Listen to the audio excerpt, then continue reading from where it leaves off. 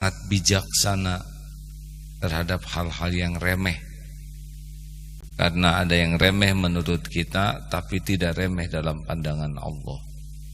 Ada sebuah hadis yang kurang lebih isinya, ada orang yang bicara hal yang dianggap remeh oleh dirinya tapi mengundang kemurkaan Allah, dan itu bisa membuatnya menjadi ahli neraka.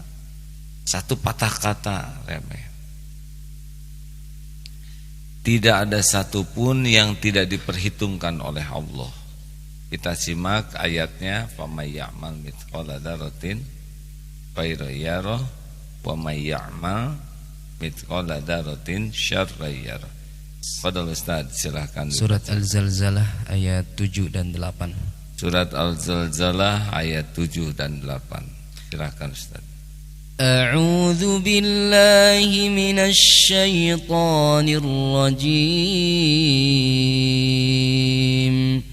Faman ya'mal mithqala dzarratin khairan yarah wa man ya'mal mithqala dzarratin syarran yarah. Maka barang siapa mengerjakan kebaikan seberat dzarrah, niscaya dia akan melihat balasannya. Dan barang siapa mengerjakan kejahatan seberat dzarrah, niscaya dia akan melihat balasannya. Jadi kita harus yakin bahwa apa yang kita lakukan kembali kepada kita. In ahsantum ahsantum li anfusikum wa in asatum falaha. Jadi siapa orang yang paling mencelakakan diri kita? Kira-kira siapa?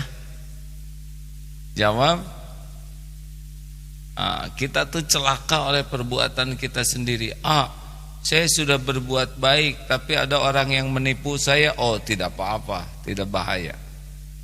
Kalau kita sudah berusaha berbuat baik, kita dihina, maka penghinaan orang makin menyempurnakan karunia Allah. Karena dengan kita berbuat baik, dihina, berguguran dosa.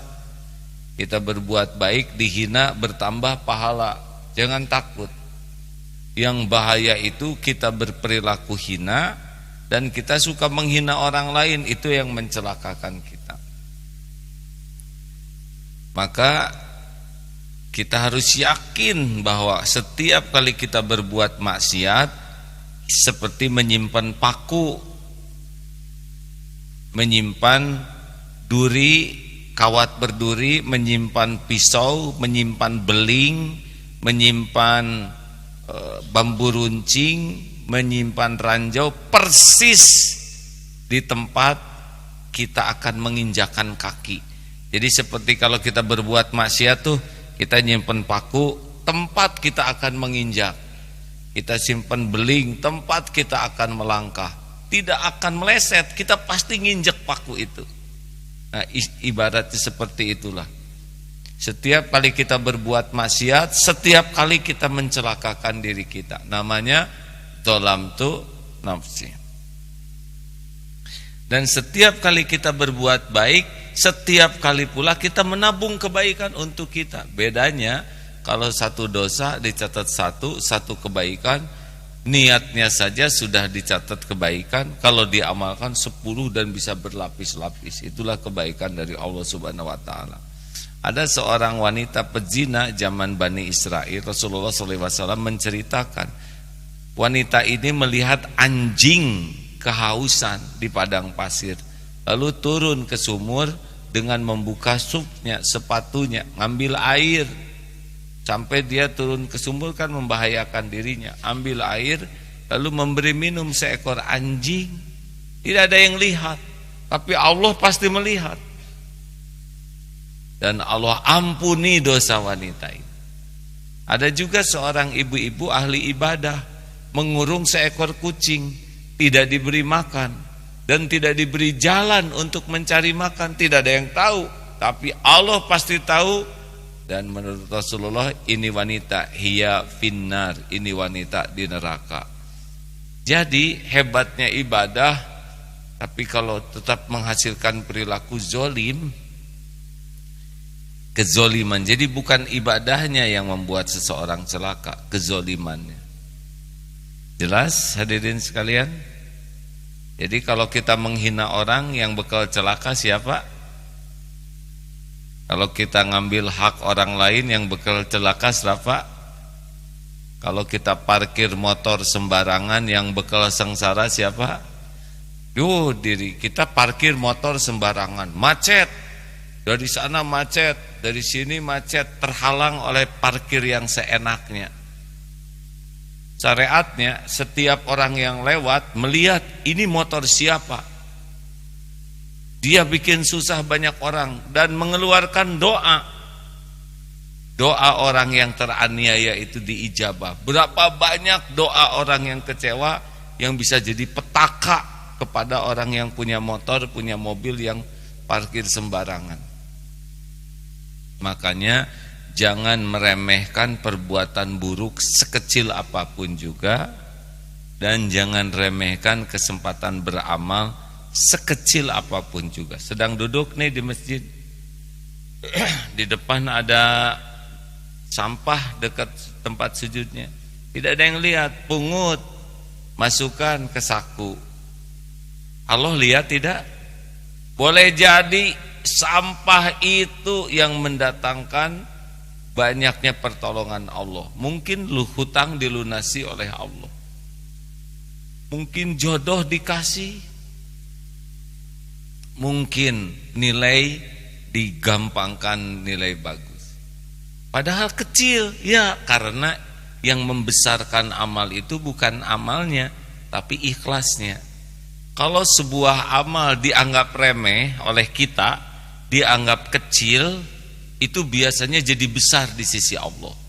Tapi kalau kita sudah berbuat amal dan kita merasa sudah beramal, merasa hebat dengan apa yang kita lakukan, nah itu dibuat kecil oleh Allah nilainya. Banyak amal-amal yang dianggap remeh yang hebat dalam pandangan Allah, dan banyak amal yang kita bangga dengan, saya sudah ngirim ke Banten sekian ratus juta, saya sudah bangun itu, saya sudah tolong orang, saya tabligh, saya kecil di sisi Allah, karena dia sudah ngaku-ngaku. Karena kan sebetulnya kita berbuat baik itu Allah yang nolong, bukan karena kehebatan kita. Misal ini ya, wah ini pesantren sebesar ini, lalu merasa ini pesantren hasil jerih payah saya, itu bisa nggak ada pahalanya tuh saya di sisi Allah. Sudah, pesantren ini memang sudah tertulis di Lauh Mahfuz, bakal ada pesantren Darut Tauhid, Allah yang membesarkan, Allah yang mendatangkan orang, Allah yang membiayai. Lah siapa ini yang kah? Kita cuma nebeng saja, nebek namanya, nebeng beken. Kalau kita merasa ini jerih payah saya, ini hasil perjuangan saya, ini saya, hilang tuh pahalanya. Tapi ada yang bagian nyapu atau ngebersihin toilet, ikhlas, nggak pamer, nggak apa, mungkin itu yang hebat di sisi Allah pahalanya. Maka jangan remehkan kebaikan sekecil apapun, dan jangan nganggap remeh keburukan sekecil apapun. Silakan. Tes surat An-Nur, surat ke-24 ayat 15. Surat ke-24 ayat 15. A'udzu billahi minasy syaithanir rajim.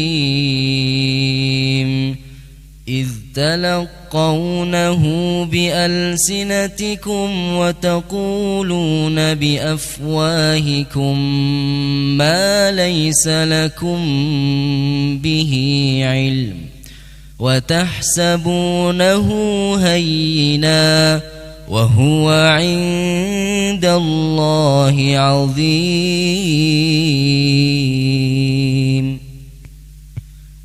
Ingatlah ketika kamu menerima berita dusta itu dari mulut ke mulut, dan kamu katakan dengan mulutmu apa yang tidak kamu ketahui sedikit pun, dan kamu menganggapnya remeh, padahal dalam pandangan Allah itu persoalan yang besar. Nah, ini nyebar. Ini pernah dengar seorang khotib ceramah begini, di mana sih tempat perempuan nakal itu? Tuh, cuma nyebut tuh. Akibatnya lelaki itu datang ke tempat wanita itu lalu melakukan dosa. Laki-laki itu dan perempuan itu berdosa. Tapi yang ngomong tuh itu juga kebagian dosanya, karena dia yang menunjukkan ke tempat maksiat itu. Nah, lelaki yang sudah maksiat itu menyebarkan kepada orang lain. Akibatnya berbondong-bondong orang berbuat maksiat. Dan setiap yang melakukan maksiat berbuat dosa, dapat dosa. Dan yang kebagian dosanya juga sumbernya, yaitu yang ngomong tuh. Makanya saya nggak ngomong tuh. Bisa jadi dosa kalau nunjukkan kemaksiatan. Ayo, kebayang itu. Udah tua ngomong tuh. Dan yang ditunjukkannya tempat dosa. Dipikul semua dosanya, tidak ada yang remeh. Nah, saat yang sama rekan-rekan sekalian, kita juga jangan sampai merusak kebahagiaan, merusak kebersamaan, merusak kemuliaan hanya karena perkara remeh. Tadi dosa dan ladang amal. Nah, dalam hidup ini bakal banyak perkara-perkara remeh. Aduh, maaf ya. Misal gitu, suka ada orang yang jadi heboh, tersinggung, sakit hati, dendam, bahkan ada yang nauzubillah membunuh hanya karena perkara remeh. Ini sebaliknya nih dengan yang tadi bijaksana urusan dengan Allah. Nah, sekarang kalau dengan manusia, jangan sampai ada perkara remeh membuat sakit. Nyet, tersinggung disebut nyet. Kenapa tersinggung? Siapa tahu roti penyet ya enggak? Ayam penyet. Tapi saya tersinggung disebut monyet. Kita monyet bukan? Terus apa urusan kita? Ada yang nyebut, monyet. Apa coba artinya? Artinya dia tidak tahu monyet. Kenapa lihat kita nyebut? Atau kita mirip? Hadirin, kalau kita disebut monyet bagaimana? Sederhana. Monyet lo, bukan manusia. Assalamualaikum. Beres. Ini mah tersinggung. Yang tersinggung tuh biasanya yang mirip. Coba badan kita gemuk, ada yang nyebut, kurus, tersinggung enggak? Enggak, enggak nyambung ya. Tapi yang gemuk sebut, berapa kintal lo? Tersinggung. Sekarang yang kurus disebut, gemuk lo, enggak, coba nanti tes ya. Enggak usah.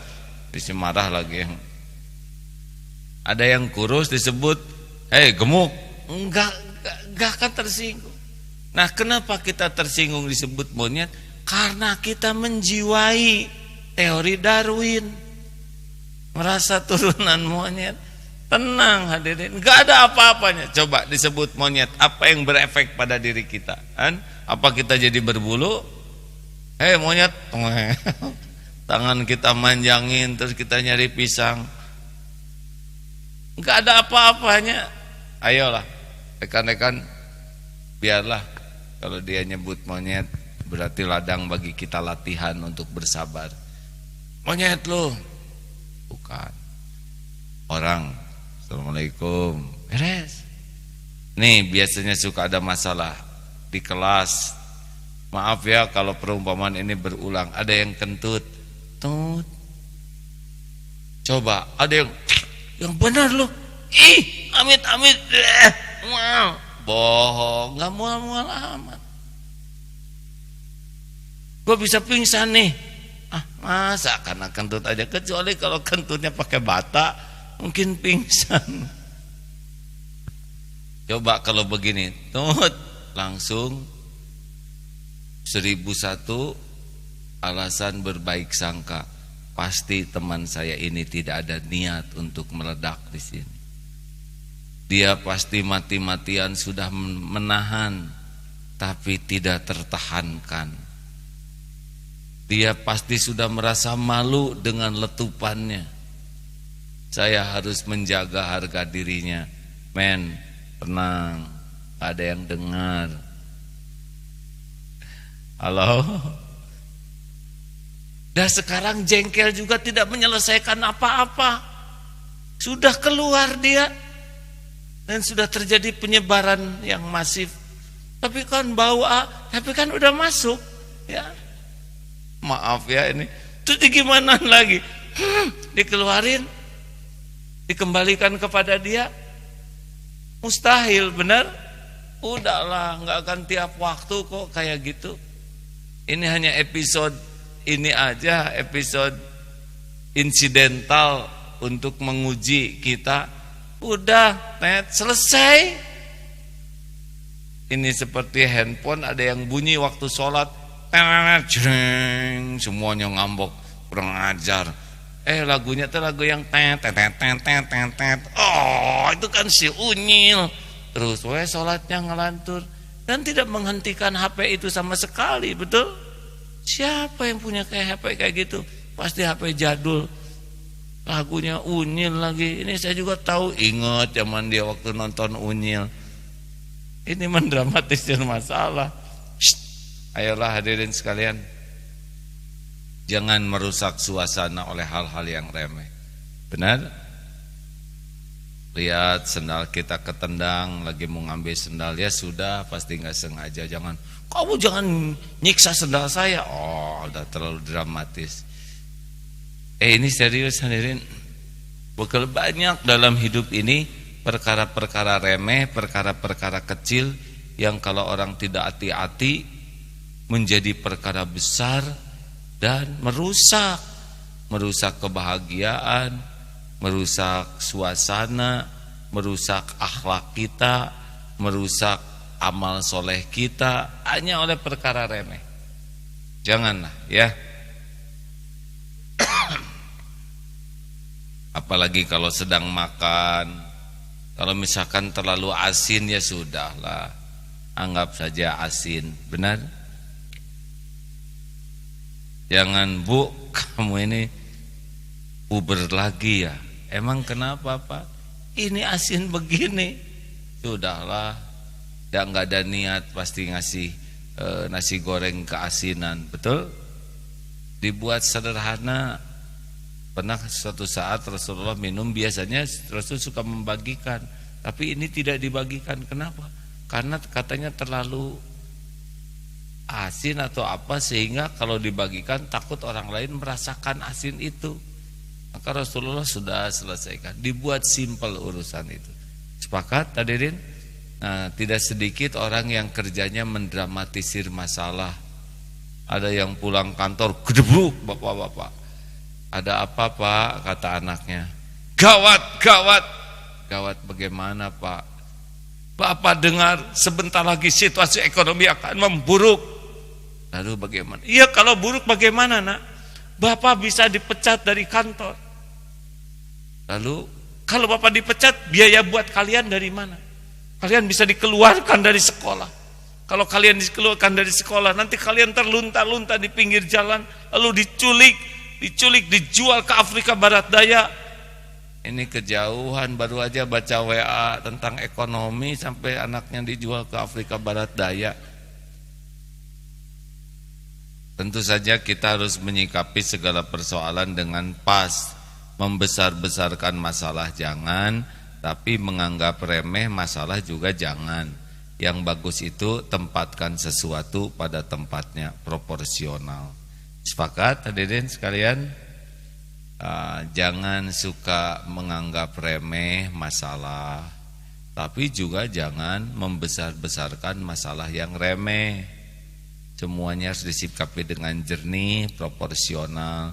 Di lapangan yang luas ada gajah, nggak ada apa-apanya, Tapi di kamar mandi yang kecil ada tikus, pasti jadi masalah besar. Ya, memang hati sempitlah yang biasanya membuat urusan tuh jadi besar, jadi rewel, jadi ruwet. Itu orang-orang berhati sempit tuh mudah tersinggung, mudah marah, mudah jengkel, dan capek hidup seperti itu. Apapun jadi masalah. Nauzubillah min dzalik. Semoga kita termasuk orang yang bijaksana menyikapi berbagai persoalan hidup ini, dan kita pun tidak menganggap remeh kecil sebuah amal, tidak boleh menganggap remeh juga sekecil apapun dosa, karena semuanya ada perhitungan di sisi Allah Subhanahu wa taala. Terima kasih. Semoga sudah tersambung dengan guru kita. Assalamualaikum warahmatullahi wabarakatuh. Pak Miftah. Waalaikumsalam, Pak. Alhamdulillah, semoga Bapak diberikan sehat. Alhamdulillah, terus sehat. Pak Miftah, maaf, 77 Hijriah. Pak, banyakan mana Hijriah atau Masehi, Pak? Tambah 2 tahun lah. Tambah 2 tahun. Jadi 2 atau mungkin hampir 3. Oh, begitu ya. Kemarin Pak ada itu Pak, ini enggak ada kaitan dengan usia, ada pernikahan massal di Jakarta, betul. 537 pasang. Nah, yang paling senior tuh usianya 76 Pak. Bukan manas-manasin, tapi ada yang nikah begitu. Istrinya usia 66, Masya Allah. Itu jodoh tuh tidak terhalang umur ya Pak ya. Maaf Pak, ini nggak ada kaitan dengan usia Bapak. Sehat ya Pak? Alhamdulillah, mudah-mudahan sehat terus. Amin, amin. Itu barusan membahas tentang perkara-perkara remeh. Ada yang remeh tapi penting di sisi Allah, tapi ada yang remeh memang kita tidak perlu mendramatisir. Kelihatannya ini perlu keterampilan menyikapi ini ya Pak. Iya, banyak drama sekarang. Banyak drama. Maksudnya gimana Pak drama Pak? Iya, itu soal kecil jadi perpanjang, diolah sedemikian rupa, digoreng. Oh iya benar, sesuatu yang sangat remeh-temeh digoreng jadi berita besar. Mungkin niatnya buruk ya Pak kalau begini ya Pak. Mungkin kurang pinter mungkin. Maksudnya kurang pinter bagaimana Pak? Mestinya jangan digoreng begitu. Dikukus. Aduh, kenapa kita pagi-pagi jadi ketawa-ketawa begini nih Pak? Jangan-jangan kita lagi pengen nasi goreng Pak. Baik Pak Miftah, silakan. Sahabat sekalian, insya Allah kajian di Darut Tauhid Asar dan Isya ada seperti biasa. Kita simak guru kita ya, silakan Pak Miftah. Assalamualaikum warahmatullahi wabarakatuh. Alhamdulillahirabbil alamin. Wassalatu wassalamu ala asyrafil anbiya wal mursalin wa ala alihi wa sahbihi ajma'in. Para pendengar yang berbahagia dimanapun Anda berada, ada salah satu hadis qudsi, hadis Rabbani. Hadis qudsi itu ialah firman Allah, tapi tidak ada dalam Quran, ada dalam hadis. Nah, Allah Subhanahu wa ta'ala begitu dalam hadis memanggil para malaikat, dan Allah berfirman, "Hai malaikat-malaikatku, berikan sejumlah ujian kepada hamba-hambaku, biar aku tahu mana di antara mereka yang betul-betul beriman." Pernyataan ini tentu tidak boleh diartikan oleh kita bahwa Allah tidak tahu kualitas keimanan hambanya. Allah pasti maha tahu kualitas keimanan kita, kualitas keimanan kita semua. Tetapi Allah punya iradah, punya kehendak. Kualitas keimanan seseorang itu harus dibuktikan ketika dia menghadapi ujian. Dalam Al-Quran surat Al-Ankabut kita juga temukan firman Allah, yaitu jangan menyangka, jangan merasa sudah beriman seseorang. Hasiban nas ayatraku ayyaqulu amanna wahum la yuftanun. Apakah manusia merasa dia sudah mantap iman padahal belum diuji oleh Allah Subhanahu wa taala? Dan aku telah menguji umat-umat yang terdahulu, sehingga aku tahu mana di antara mereka yang beriman dan di antara mereka yang tidak kuat beriman. Ujian, inilah kata-kata yang sering kita dengar.